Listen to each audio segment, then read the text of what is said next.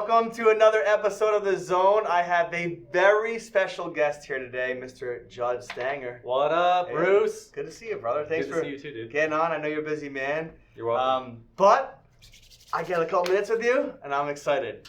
And so are our viewers. So,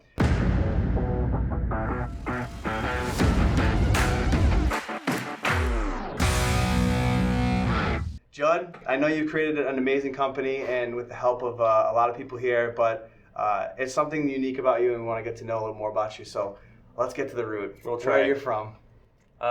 Originally, I was born in North Carolina, but then I moved out to Utah and grew up all over Utah, but stayed in Utah most of my life and then moved out here 3 years ago. So I know you're an athlete, you're a student. Oh, yeah. Student athlete. I don't know if I'd call it an athlete. I'm a trier, right, of athletics. It's good enough. Trust me, I play golf, play enough sports with this man, you can get through it. But I know you had a cool childhood growing up, but tell us a little more about how you became you. Yeah, that is a very interesting question. I think that everyone kind of comes into their own and ends up, everyone has their own different experiences, which creates the perception of like who they are, right? So I think that one thing that's actually really cool that I've learned through this job is that I think there's a saying that the strongest trees grow in the toughest areas, right? And with the strongest winds create the toughest timber. So I think that, you know, everyone has their own individual life experiences of what was easy, what was hard, what they're grateful for, and what they're blessed for. So I was definitely very blessed growing up in Utah. Had a really good family and group of friends to be able to surround myself with. But I think there was definitely moments growing up where you kind of lose your direction or your path and you end up like in a completely different place than you thought you'd be, right? I think we've all kind of gone through that in one which way, shape, or form. Yeah. But, you know, as far as like your adult life and your career, because, you know, you're young, but you got a pretty thriving career. What was your first summer like when you first got into like the door-to-door space? So they sent me to Southern Arkansas. So for the team in El Dorado, shout out to the El Dorado boys. So I went to El Dorado, Arkansas, and it was an absolutely shocking experience. I mean, not only just from a sales perspective, but from like a culture shock perspective, because we're in a population of, I don't know, like 20,000 people. And it was the most rural area I'd ever been to in my entire life up until that point. Like anywhere that I'd ever been. It was pretty crazy. So ended up spending the first summer there. I remember, funny story, there's this guy named Steve-O, and he was literally a drug dealer that lived in the same apartment complex as us.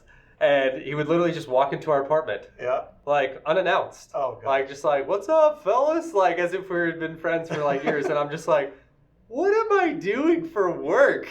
And, like, it was so funny because we're all salespeople. Yeah. But then we were, like, avoiding confrontation.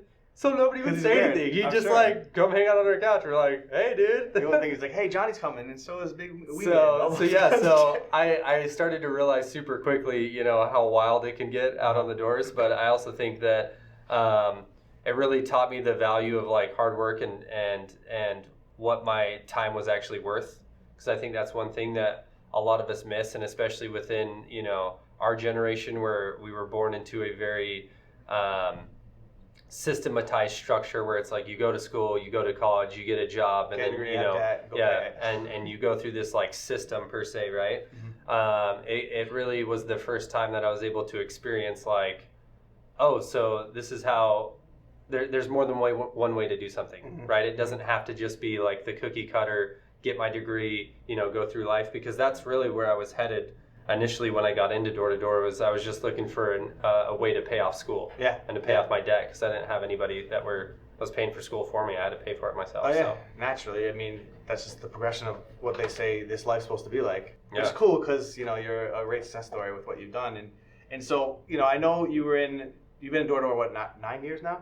10. Coming up on 10 years. Wow. Yeah, dude. Decade. Old Man Rivers. So you learn a lot, I can attest to that. You learn a lot along the way, but, you know, I think one of the things we've been really talking about with our viewers is like, you know, like when you first start out, you don't know what you get into, but, you know, some of the trials and tribulations that you've gone through in the job that you think could be expressed to the team, what do you think they're going to go through for a new person that's starting this out in their first couple of weeks? What do you think the advice you can give to them? Yeah, so this was actually a quote that I just gave in another office recently. I think it was last week. There was this really cool Tom Hanks story on YouTube, and he has this ideology of this too shall pass. Okay. And essentially what it was is, sometimes you get to this point in life where it's like you feel like everyone's finally starts to understand you, and everything's going great, and then something bad happens, right? The recognition of like, even when it's good, this too shall pass. Yeah. But also when it's bad, and when you feel like no one understands you and you feel all alone, even though you're completely surrounded by people and you're struggling to sell or whatever, issues you're dealing with, even with outside of work, this too shall pass. And so it's being able to like take it a day at a time and like get through the moment, because I think there's so many experiences, and that's something that, a lot of people are like, they ask me all the time, like, how'd you get to where you got to? Yeah. And I think what's interesting is when I actually like break it down and look at like analyze what it was not quitting. Yeah. Oh yeah. Right? Because there's so many opportune moments where it's like you have every reason to quit and nobody's going to say anything if you do.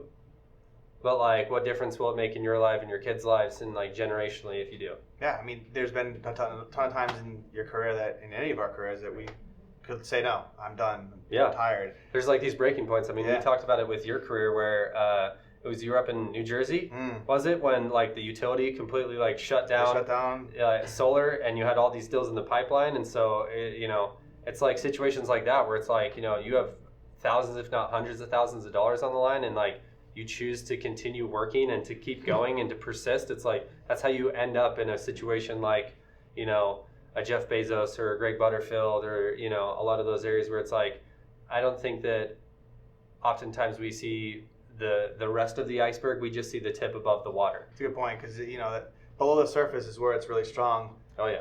But above, we only see the little things, and it says a lot, because I know a lot of times you preach a ton every morning, guys. You don't know this, I'll say it. Judd's up at 5 a.m. No questions asked. Every day. Without an alarm clock, mind you. All of you listening. Oh, we took one this weekend after Tay's party. I took one this weekend. True. But then, talk about that process. And I think, because you said to me, and it stuck home, you said, hey, if you're not getting everything done, then get up earlier.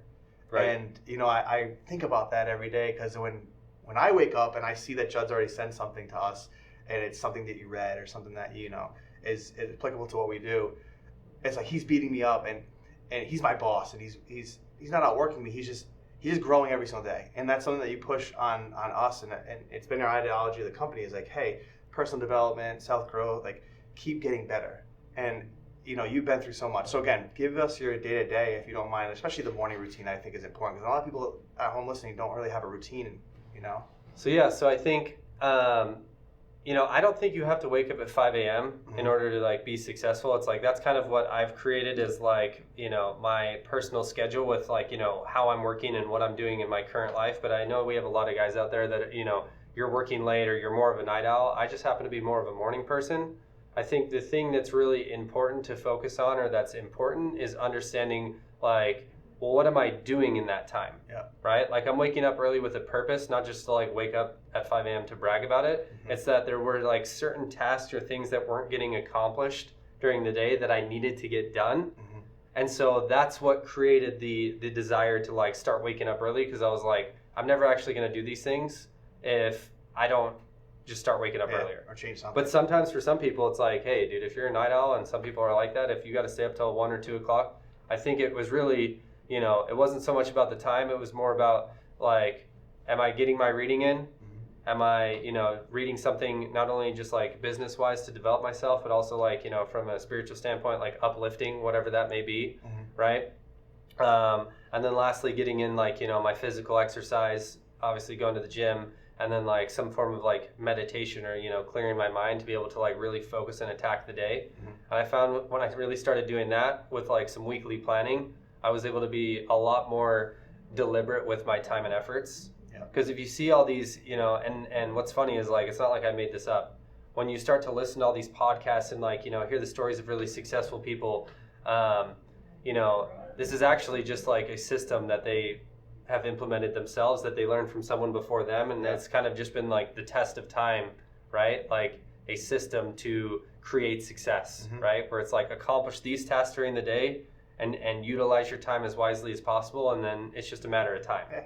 It's right? like a business, you see a business, a company starts at the first company to ever do it, and then there's like 10 other companies that try to do it right after that. Like the 4-minute mile, right? Mm-hmm. Same thing. We talked about that today. Yeah. It's like they never thought it could happen, and then all of a sudden it's like the standard now. Exactly. So, but yeah, talking back to how busy your schedule was and why you had to put the morning routine in line. I remember when I first met you. I don't know if you remember this, but I just remember that during the 45 minutes that we were together, I just remembered how busy your phone was and how much it was going off. And I remember looking at him and being like, my goodness, he's so busy. You probably should have called me months ago to come over here and help out with just the phone calls alone because you're so busy. So it's really been cool to see that transition from my perspective, because I think you've motivated a lot of other people to start to change the way they do things. And I say this all the time in meetings. I say, hey guys, if change brings dollars, then no change makes no sense. So if you're not happy where you are, it means change. Do something different.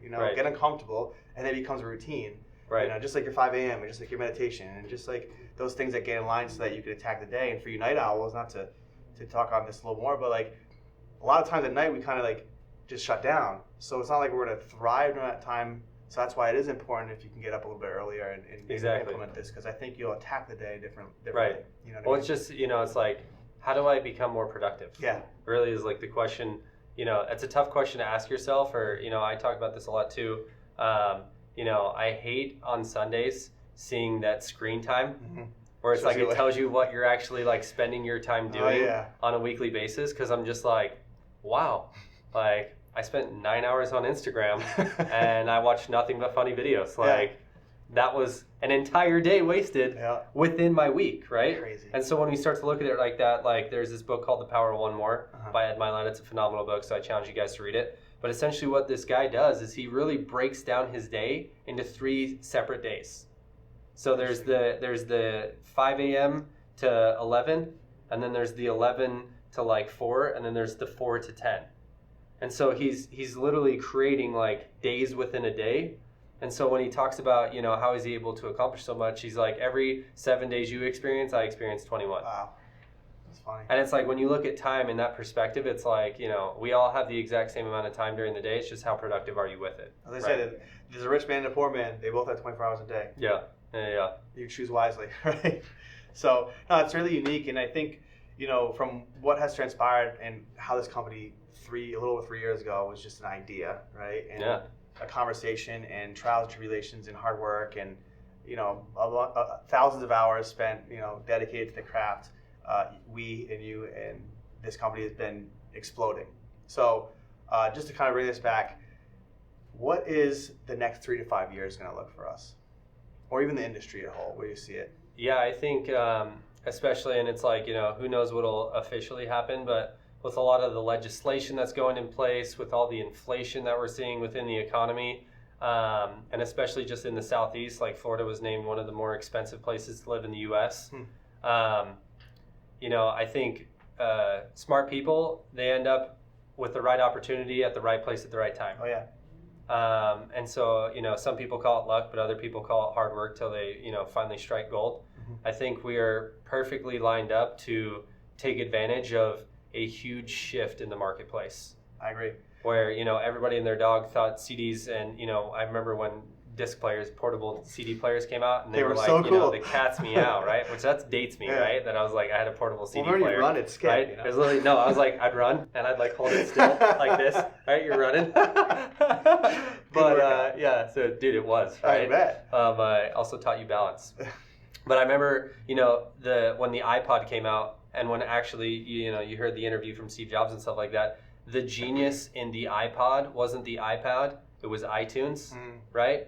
It's like solar panels isn't anything new. It's like the ability to decentralize power, and the system that's been created with net metering has made this like a whole completely different era that we're living in. And so, what does the next 3 to 5 years look like? I think this is like one of the biggest opportunities for each and every one of us to take advantage of the, quote unquote California gold rush as we can, because I don't think that opportunities happen like this in a lifetime where a 100-year-old, industry completely gets turned on its head into something completely different. Yeah, I think you nailed it. I think, believe it or not, 10 years ago I got into the space, They said this would last 3 to 5 years. Yeah. And now it's 10 years in, and the tax credit was supposed to be here in 2018. Yeah. And look at it's going to get extended 2030 beyond, which is and fantastic. that's kind of what I'm saying is like, you know, every market has a cycle where you've got the early adopters, you got the early majority, you got the late majority, and the late adopters. It's like, I think that, you know, you and a lot of other people and companies were in the early adopters phase, and now we're starting to get more into the early majority phase of like customers where it's like, wow, I have a $400 or $500 power bill. You know what I mean? That, you know, 10 years ago was half, if not a third of what it is today. And so your product is becoming a lot more relevant, but also the way to be able to like sell it and get it in front of customers' faces is also becoming a lot more streamlined, where before, you know, it wasn't as efficient. Oh yeah. There's an idea. As we've built today. Yeah. So I think, you know, every product or industry takes time and like adoption in order to like really you know, catch on and really scale. And so I think that we're starting to really like enter that phase of like, you know, hitting the big boom. Oh yeah. Right. I agree. You like this one.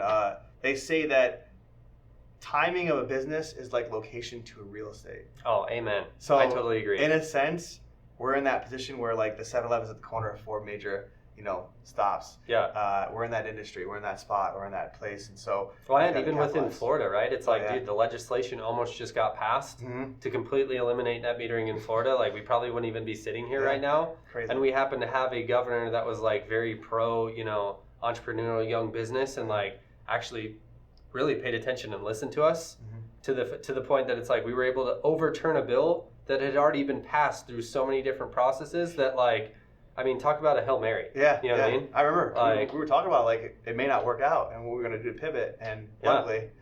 Yeah. So, you know, I really do think that it's like we're in the right place at the right time. Yep. And now is the time to really like, you know, put the work boots on and start mining. Yeah, I agree. And I think there's no better time than right now in the present and where we're headed. I mean, 5,000 plus employees and growing. So. Exactly. And it's like, heck, you know, treat it like it's going to last 3 to 5 years, but hopefully it lasts 10, 15, 20. Like, you know what I mean? Like, you never really know. And so it's like, I think the only regrets you have is just not living intentional and using all of your time wisely right now. Yeah. Right? They say that the only time you regret is when you look back at what you didn't do. Exactly. So it's like, exactly. Do what you can now, work as hard as you can now, because there's no better time to put in the work when it's right now. Exactly. So go out there, crush it. Anyway, well, Judd, thanks for coming on, man. We really appreciate the time. Anytime we can get you for 5-10 minutes, I know you're busy, it's awesome. And it was good to have you come out here and get a chance to really talk to us for a second. But thanks so much for putting this thing in motion, making this happen, and keeping us committed and pushing every day, because, dude, you inspire us every single day. Thank you, man. I really appreciate it. And, you know, it's extremely humbling to see that where we're at, and especially think about where we're going and all the people that have, you know, committed to moving out here and moving their families and you know, change the direction of their lives because of the, you know, hard work and effort of a lot of people that are just, you know, sitting back here, right here behind us. And so, you know, whatever I can do to help, I'm more than willing. So I know you will. At 5 a.m. and at around 10:30, that's when it kind of drifts off. That's when it dies out, 100%. Well, thanks again. That was Mr. Judd Stanger, everyone.